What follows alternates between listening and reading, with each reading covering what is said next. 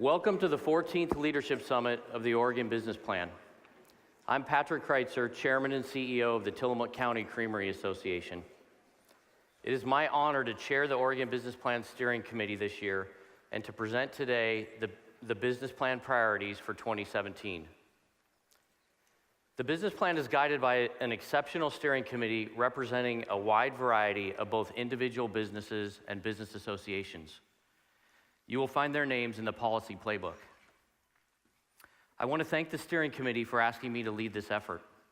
I gratefully acknowledge all of those who have come before me over the past 14 years to promote so many successful initiatives under the business plan umbrella.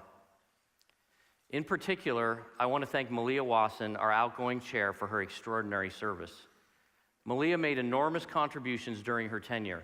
Especially important was her work to bring all the business associations in closer alignment with the plan and to create a clear voice for the plan outside of this summit. On the stage and behind the scenes, Malia has been an extraordinary leader for the business community and for Oregon. Please join me in thanking Malia for her service.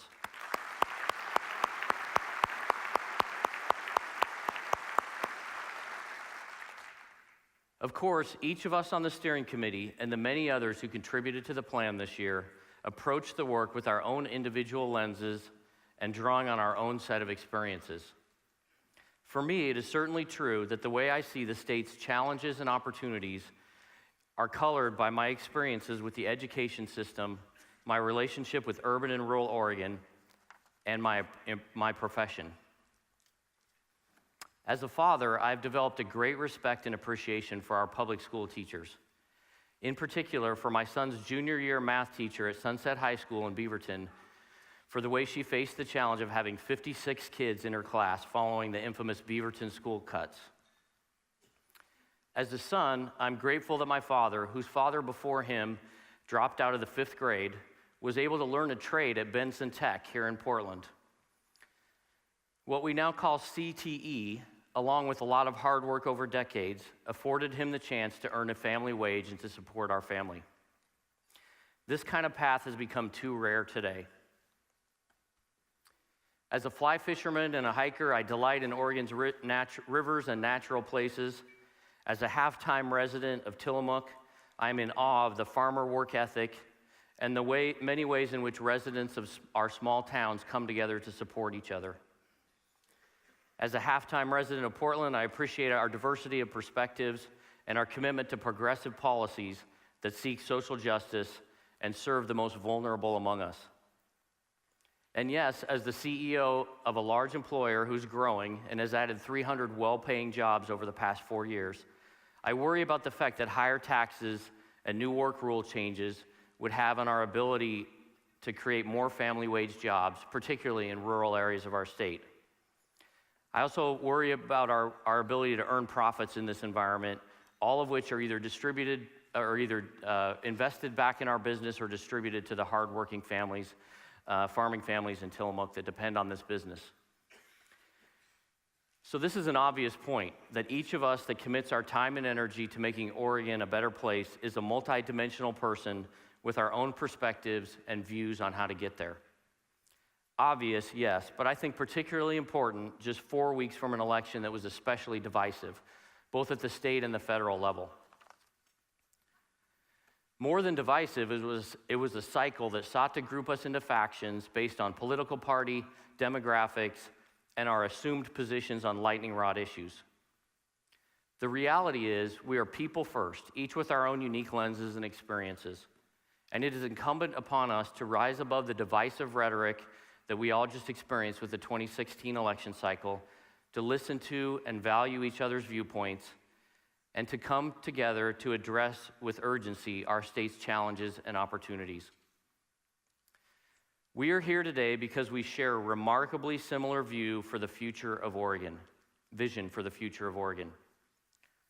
A place with a strong economy and a strong middle class, a place where everyone has access to high-quality education, where people are healthy, healthcare is affordable and accessible, and we support the most vulnerable among us, where our communities are safe and where everyone can enjoy the benefits of a beautiful natural environment.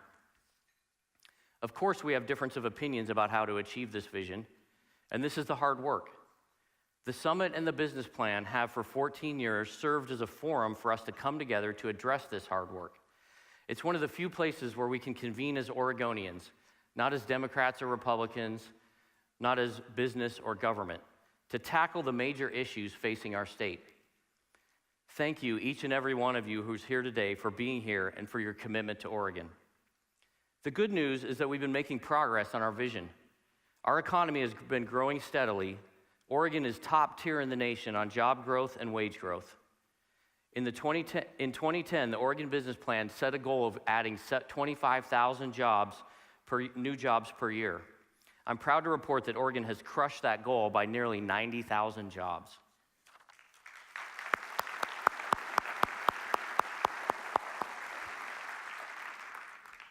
A growing economy has produced major dividends for state government. Oregon general fund revenues are up over 40% over the last 3 biennia. And those revenues have been wisely invested to improve health care access for Oregonians, significantly increase our investment in K-12 education, and to begin to revitalize our support for career and technical education and for higher education. But as we all know, we are far from achieving our vision. Too many Oregonians are still living in poverty. Too many young people enter early adulthood without the skills to take advantage of the opportunities created by a growing economy.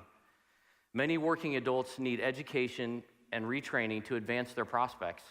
Housing has become increasingly unaffordable, and while Oregon's economy is thriving in many regions, other communities, particularly those in the rural areas of our state, still struggle. And there's another complication. Despite being in a period of economic and revenue growth, Oregon faces significant funding challenges just to maintain current services. The problem, as illustrated on the screen, is a structural budget deficit of $1.5 to $1.9 billion that begins in the upcoming biennium and continues for the foreseeable future. The deficit is not primarily the result of lack of revenue. While Oregon's hot economy is moderating a bit, revenues are still expected to grow 40% over the next 4 biennia. But other costs in the state budget are growing even faster. In particular, the costs of the public employee retirement system and Medicaid are growing 3 times faster than revenue. You will note from the playbook and from today's agenda that this year's business plan and summit are laser focused on the state's long-term fiscal future. If you've been to this event in the past, you may be used to us jumping from topic to topic in order to cover the waterfront of important issues facing Oregon. Today will feel different. The state's structural budget deficit is urgent, and if not addressed thoughtfully, will erase many of the gains we have made in recent years, particularly in education and healthcare. For this reason, the broad coalition that authored the business plan this year agreed that we should leverage the summit and the plan as a forum for discussing the path forward on this critical challenge. This morning, I will first present our framework for working together to address this challenge with some assistance from experts who can help us develop a shared understanding of the situation and of our proposed approach. For the remainder of the morning, we will hear from a variety of stakeholders, including leaders from an increasingly unified business community, legislative leaders, leaders in education, and our governor. As a business community, we don't have all the answers, nor should we. There are things we can offer to the conversation. There are things everyone in this room can offer to the conversation. What it will require is everyone sitting at a table together willing to discuss all options and all trade-offs. We do believe that if the people in this room, leaders from the public, private, and nonprofit sectors can agree on a framework for how to address our state's fiscal challenges, then with leadership from our elected leaders, we can come together to tackle it. We've had a chance to look at this challenge from a lot of different angles.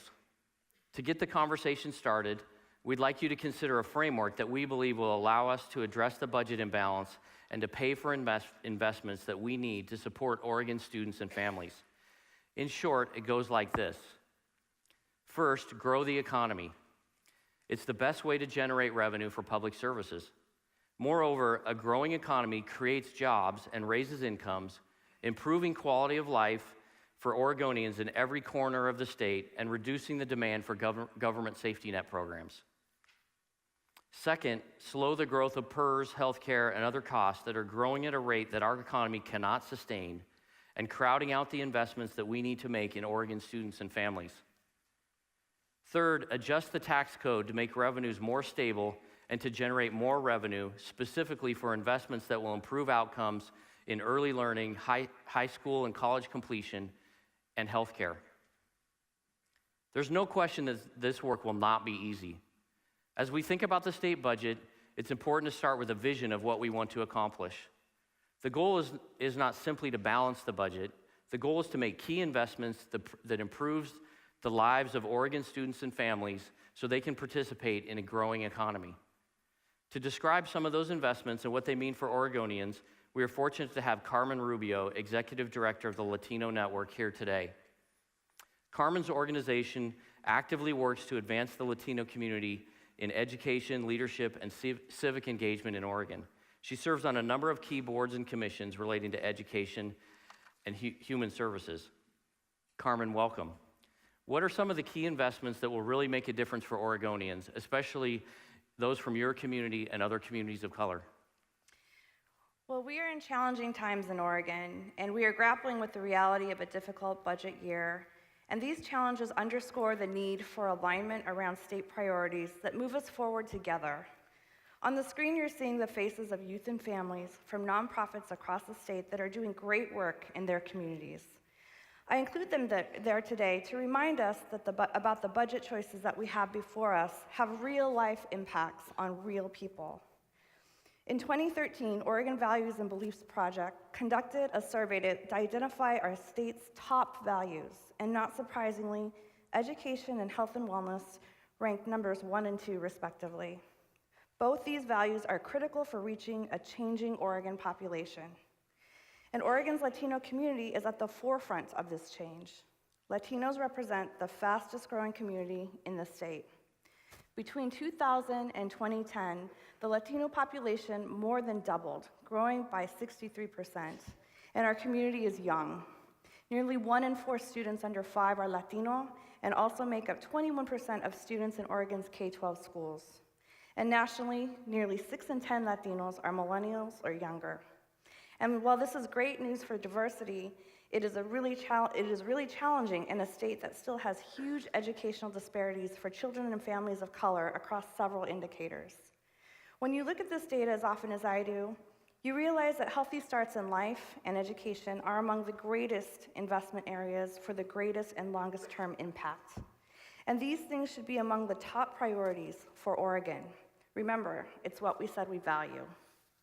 Kindergarten readiness, school attendance, parent and family engagement, and access to community supports are key strategies that helped us to get there. And the tremendous opportunity that comes with the passage of Measure 98, middle and high school completion, college exposure and counseling, and opportunities for accelerated learning and dual credit, and also career and technical education, are all critical components of this needed change. Our state's colleges and universities also play a critical role in ensuring a prepared workforce. Rising tuition, coupled with public underinvestment, continues to make college increasingly unaffordable for students and makes retention more difficult, especially for students of color and first-generation students. We are setting students up to fail if they leave college before completing, saddled with student debt and with no degree. College students should be able to count on supports to keep them enrolled, supported, and graduating. As nonprofit leaders, our work is on the community's front line. And while we may have made tremendous progress together toward ending poverty and promoting education, the need still continues to grow. We need critical and stable investments that reflect our Oregon values. Remaining in our ideological corners will have vast and dire consequences, not just for children and families in these photos, but for all of us. Each year, another generation of Oregon youth step into their futures with less support and fewer life options than they deserve to have. And our safety net of nonprofits cannot solely fill this gap, nor can any one sector. We need the alignment and investment of leadership in the public and private sectors, elected officials, philanthropy, and nonprofit communities, all collaboratively problem-solving together in order to move our state forward. We are the ones that can place high value on reaching underserved populations, on disrupting systems that create and sustain poverty, and providing access to opportunity so that children and families can thrive. This is the Oregon way, a state that chooses to leave no one behind. Marian Wright Edelman wrote that children can't be what they can't see. She was referring to the idea that all children should be exposed to images and literature that reflect the true diversity of this nation and this world. More than ever, this idea is important for Oregon's future. Our youth need to see themselves at the front of classrooms, starting businesses, and leading government agencies and corporations. Indeed, they need to see themselves in this room and on this stage. And this all starts with us. In this time of competing ideas, let's make the choice to keep students and families at the center. Keep pre-K programs and high school completion at the center. Keep opportunities to graduate and go to college at the center. And keep education institutions that are teaching and preparing our future leaders at the center. All these things contribute to stronger children and families and to a stronger and thriving Oregon. Thank you, Patrick. Thank you, Carmen.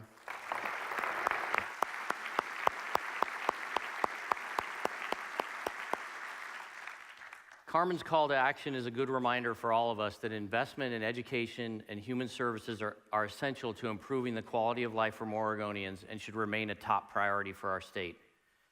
We've made great progress over the past few years on many of the investments Carmen mentioned. As we look to the years ahead, the question before us is how to build on that momentum. This brings us back to our three-part framework. The first part of the framework is actually the most important, but one that we often take for granted: growing the economy. Oregon's general fund will have billions more in the upcoming biennium than it did just a few years ago.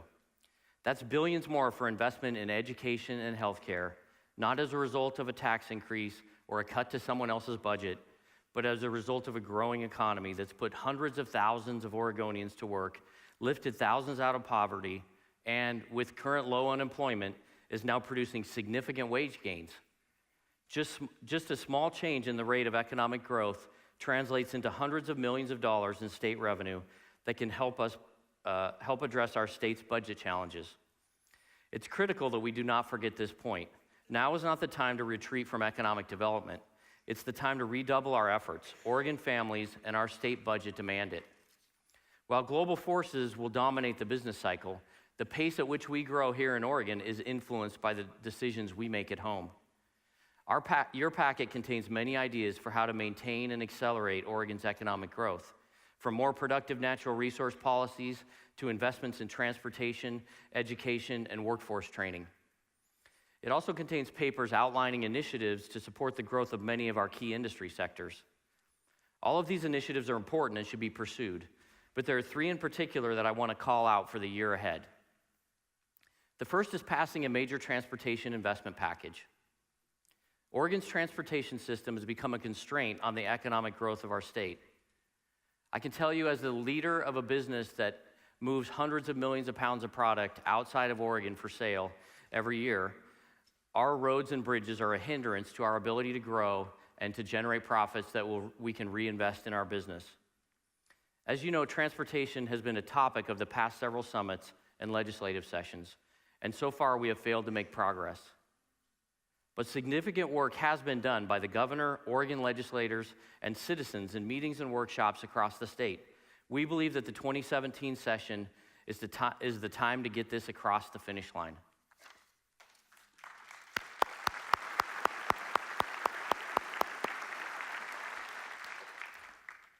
The second opportunity to grow our economy I want to highlight is pursuing public-private research and development partnerships. You will hear more about these opportunities this afternoon, but I want to call your attention to the screen to show you just one example of what I'm talking about. Can we roll the video, please? We are here today to make history and to transform our future, thanks to an unprecedented $500 million gift from Penny and Phil Knight. The research we do here at the University of Oregon has an impact across our state and worldwide. to the leadership of the university, to the amazing faculty of the university, to the staff. This is a golden moment for us. The university will train new generations of scientists, forge tighter ties with industry and entrepreneurs, and create an array of research opportunities for students, both graduate and undergraduate ones.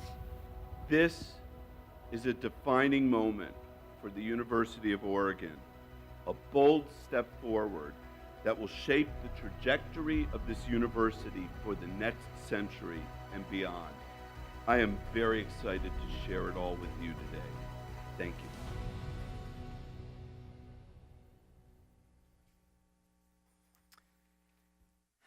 Fantastic. What you just saw is one of several opportunities that Oregon has in front of it to take a modest amount of public investment and leverage hundreds of millions of dollars of private investment while creating new ideas and new products and training the next generation's workforce. Later on, you will hear about the Oregon Manufacturing Innovation Center, and I'm proud to announce that Tillamook and other food and beverage companies have committed millions to match public funds for a new soil-to-shelf food processing initiative at Oregon State University.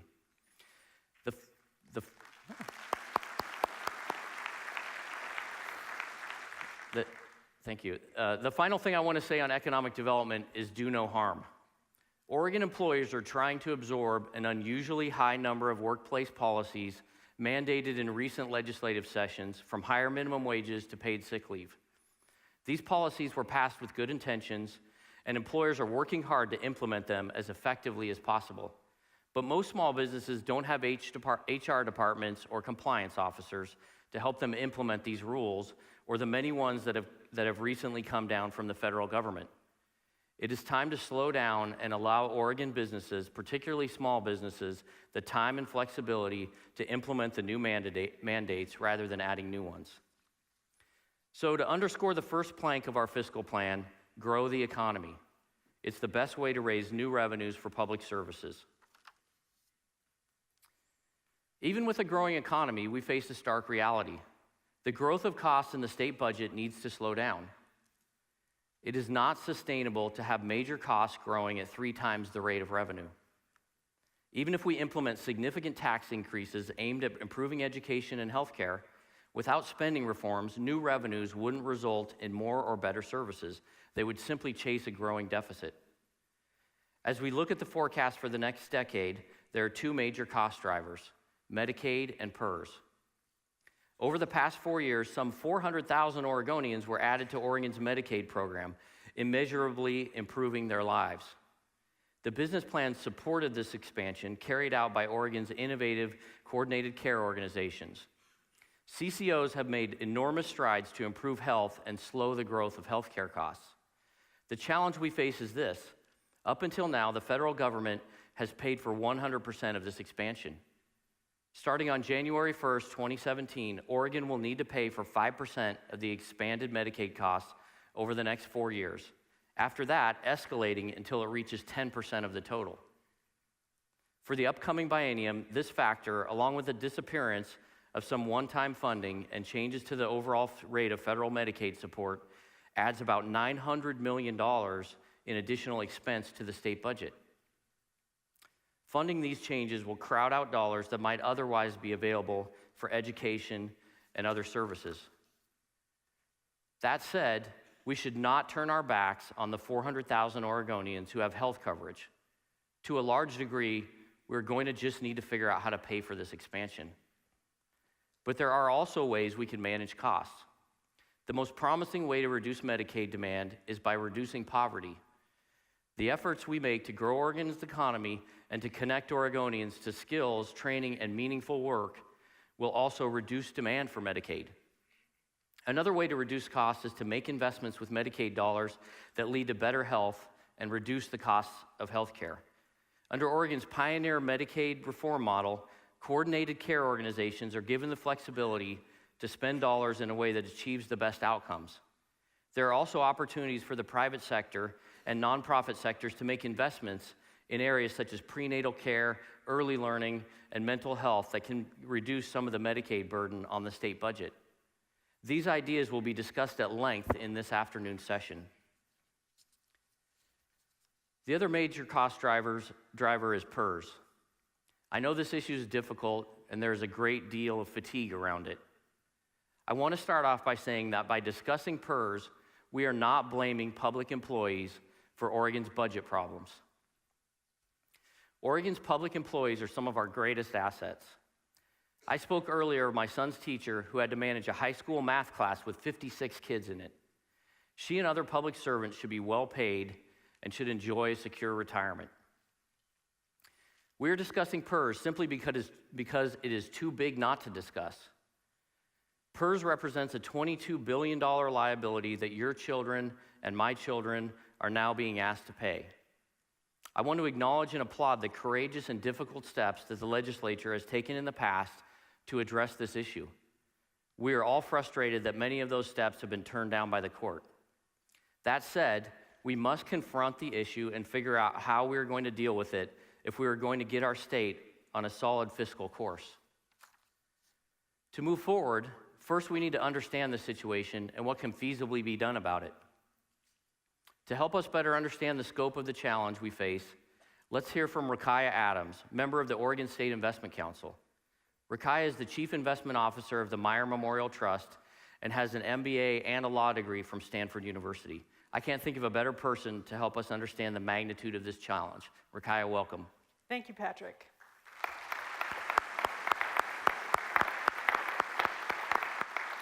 I also offer my thanks to all of you for joining us today to talk about Oregon's future.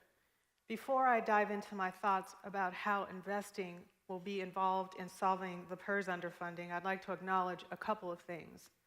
First, inevitably, we'll revisit tensions from prior efforts to solve the PERS underfunding problem.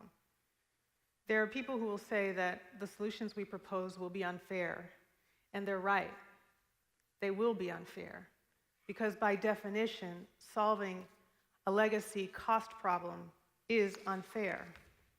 Second, to solve the pension funding shortfall, we'll all need to see this challenge with new eyes and fresh perspectives.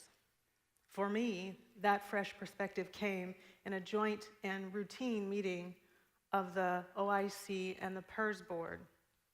In that meeting, we were discussing the funding shortfall. And although the role of OIC is primarily analytical, more generally, we serve the public. And in that meeting, I realized that if we allowed the $22 billion liability to be considered merely in numeric terms, we would not be meeting the call of public service. After all, the point of pensions is not to talk about budgets and liability forecasts and investment strategies and rate collars. The whole point of it is to take care of each other. But in taking care of each other, we have to reconcile two imperatives. The first is that we must meet the commitments made to PERS participants, period. The second is that we have to use our tax dollars to make long-term investments for the future in order to ensure that we continue to have a prosperous society for everyone.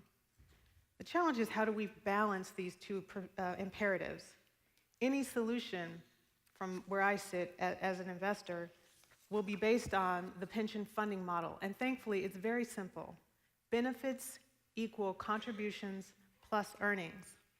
When most people hear this equation, their first thought is, can we just earn our way out of the $22 billion hole? Unfortunately, we cannot earn our way out, and this is why. The PERS fund is already a top performer. At 5 years, we're ranked number 3 in our peer group. At 7 years, we jumped to the number 1 spot. At the 10-year mark, we keep the number 1 spot. In fact, we've been so consistent at performing well that the calculation of the $22 billion liability assumes that we'll continue at that level of performance into perpetuity. You see, we're already squeezing out as much risk-adjusted return as we can. The only way to get higher returns is to take more risk, and we cannot responsibly take more risk. The bottom line is, this is the bottom line, we already have the $22 billion liability in the pension plan. We have to face it. Otherwise, as Carmen mentioned, we won't be making investments in school and transportation and infrastructure. And we will have allowed a numeric deficit to become a moral deficit.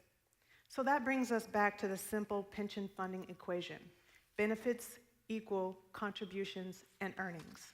Patrick, I understand that we're turning to Tim to look at contributions and benefits. Thank you, Rukaiyah.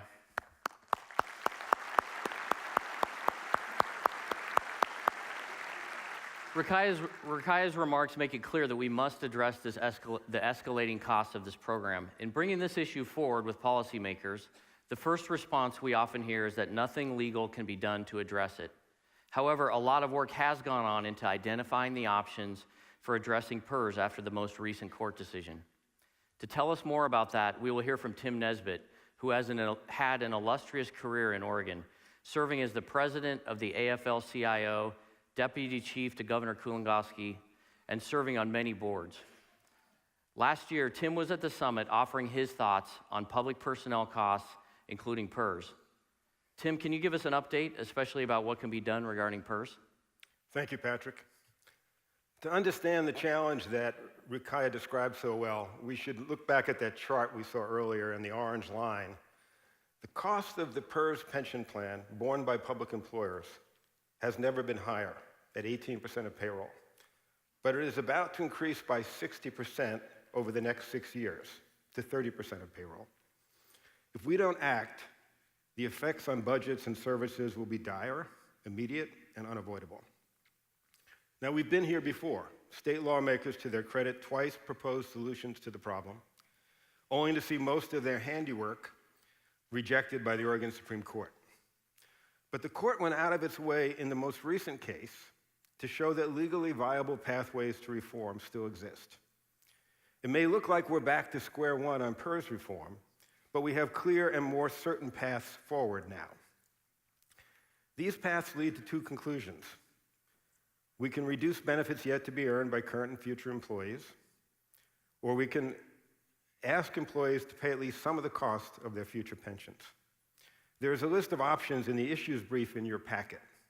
Thanks to the court, we can now summarize the entirety of options for PERS reform on 2 pages. Broadly understood, these options demand a shared responsibility among all stakeholders.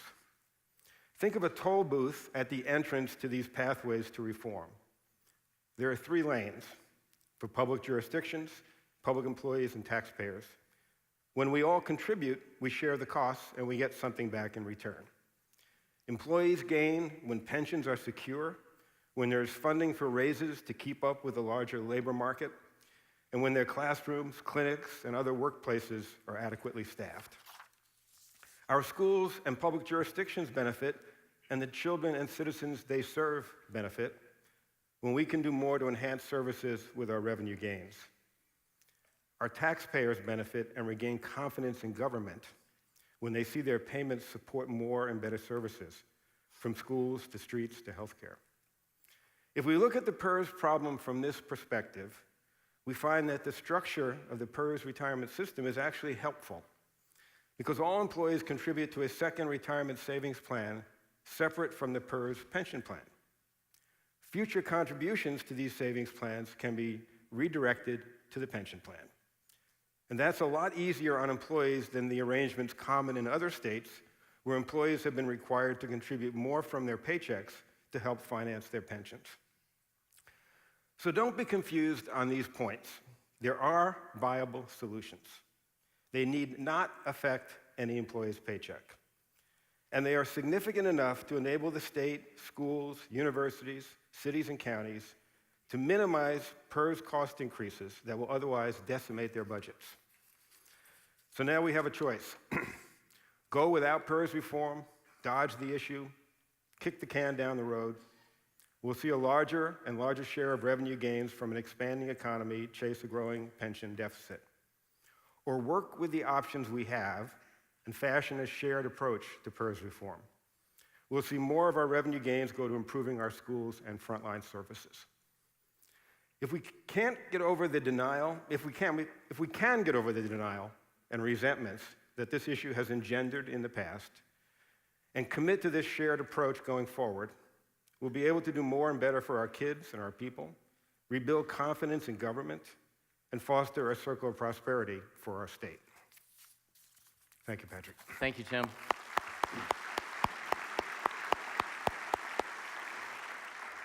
Controlling unsustainable growth in PERS expense is a difficult topic, yes, but it is an essential element of a balanced framework for addressing our state's budget issues. As we move into the third part of our framework, I can tell you that based on the conversations I've had with business leaders post Measure 97, I believe there's an appetite for discussing tax reform, including business taxes. However, nobody wants to pay more taxes just to tread water. If we don't address PERS, any new taxes will not be invested in helping more kids graduate from high school. They will be invested in paying existing obligations.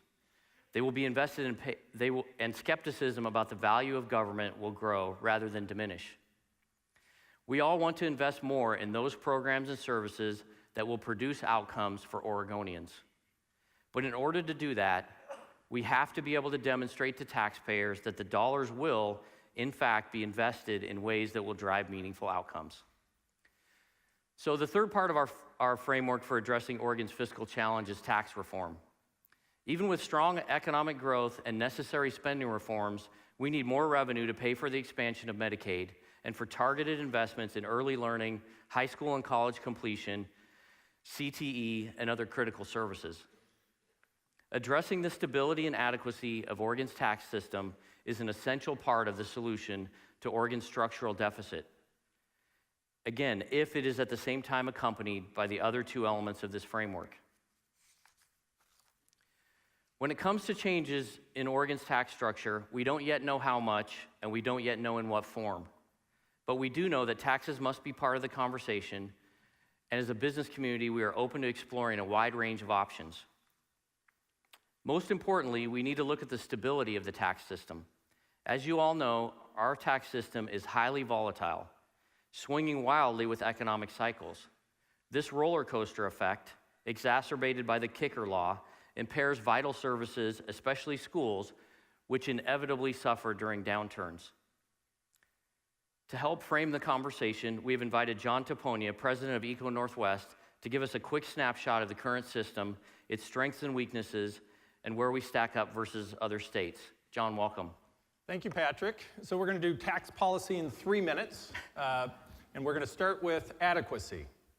And we'll get that slide going, adequacy, and we're going to look at Oregon taxes, state and local, expressed as a share of the economy or total personal income. And you can see that since 1977, we've averaged about 10%, and we've gone up and down. We've been as high as 11%, as low as 9.3%, and then in 2013 back to the 10% average. But it's also important to pay attention to what's called general revenues. So that would add in fees and charges, tuition and the lottery, et cetera. That gets us up to about 16% of total personal income. So in essence, what's going on in state and local government, Oregonians are spending about 16 cents on the dollar for state and local services. Now, how does that compare to the United States average? How does that compare? There we go. Here you can see that we've changed over time here, but in 2013, with respect to taxes, we're very close to the U.S. average. As a share of our total personal income, on revenue, we're a little bit higher. Now I'm going to shift gears, and I'm going to talk about taxes per capita. Taxes per capita is the total amount of taxes divided by the population in the state, and how that compares. And here you can see that we started at about $3,000 per capita in 1977, and by 2013, we were up to $3,900. That's adjusted for inflation. How does that compare to the U.S. average? You can see we've fallen behind the U.S. average, and you're saying, John, you just told me we were at the U.S. average, and I'm saying we're not in this particular indicator because our per capita income is below the U.S. average. That means that we have less economy to tax per person than the typical state, and so our tax code put in different states would generate more money. So that's the story on adequacy. Now we're going to move to the notion of stability, and I will sum it up with one slide. If you've lived in Oregon over the course of the last 10 to 15 years, you have been on this ride. It is driven by the fact that we concentrate our taxes on personal income, corporate income, and capital gains, much less so on consumption, and we have a boom-bust revenue system. So that's the stability story. Now on to the last topic here of equity. Oregon has what you would call a proportional tax system. That means that families at different levels of income generally spend the same shares of their income, somewhere between 7 to 8%, on state and local taxes. I will now compare that to the state of Washington, which is the most regressive system of taxation in the United States. We're going to finish now with 2 slides. The first one here, if you've been around since Labor Day, you're familiar with this one, Measure 97, and Oregon's business taxation at the tail end of that distribution. Why is that? We are very similar to other states with respect to many forms of business taxation: corporate income taxes, property taxes, unemployment insurance, excise, license taxes, and the like. Where the difference comes in is in sales taxes. So when businesses buy equipment or materials to do the work that they do, they don't have to pay sales taxes. So that's the big difference. So Patrick, there you have it. Oregon tax policy in 3 minutes. Thank you, John.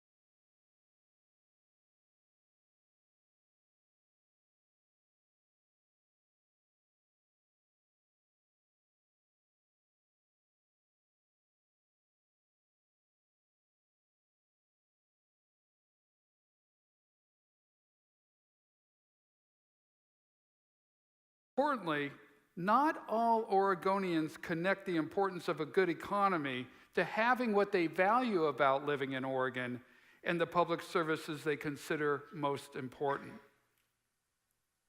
Oregonians want economic growth, but they don't want it to jeopardize environmental quality. And they strongly support assisting small businesses, minority and women-owned firms, and job training and workforce development. How important is the economy and jobs to Oregonians by the numbers? 56% believe it would be desirable to build and communicate a pro-business attitude in local and state government. So regarding part 2 of the plan, slowing costs and tying spending to outcomes, remember one of those opinion climate conditions? We have it here, low awareness and knowledge levels about the ABCs of government, how government works, including public finance. Remember, it is one of the top 3 issues Oregonians want something done about. Yes, and a big thing is that Oregonians feel that government is wasteful and inefficient, and they support public records access, independent audits, baseline benchmark evaluations of government performance, and partnerships with private and nonprofit sector partners to leverage public dollars. And about being wasteful and inefficient, and a number, take a look at this, 64%. Government is being wasteful and inefficient with our taxes and cannot be trusted to make good decisions. I'm just a messenger, everybody. So then there's taxes, part 3 of the plan. Again, there's low awareness and knowledge levels. 37% of Oregonians cannot name, open-ended question, cannot name a single tax that pays for state government services. That's where you begin. Oregonians are not against taxes per se. They also support tax reform, but there's no agreement on the type of reform. They do not support more taxes to pay for general services, but there's a qualified willingness to pay more for things that are very important to them. Emergency services, education, particularly K through 12, and job training and workforce development, services for low-income children and seniors, yes, transportation improvements, and importantly, protection of water and air quality. And finally, all my business friends, they believe large business can afford to pay more. And some numbers, 63% agree that the tax system is unfair, and 64% that the tax system needs to be changed. So let's indeed be careful out there. Voter support for new revenue depends on them believing a proposal is tied very specifically to things they want. Like I just mentioned, education and workforce training, services for low-income individuals, and transportation. That government is more efficient and less costly, and that the proposal is fair. Like Tim said, that everyone is sharing in the costs. So Patrick, some real good alignment between Oregon's values and beliefs in the Oregon Business Plan, all things considered. Thank you, Adam. Thank you.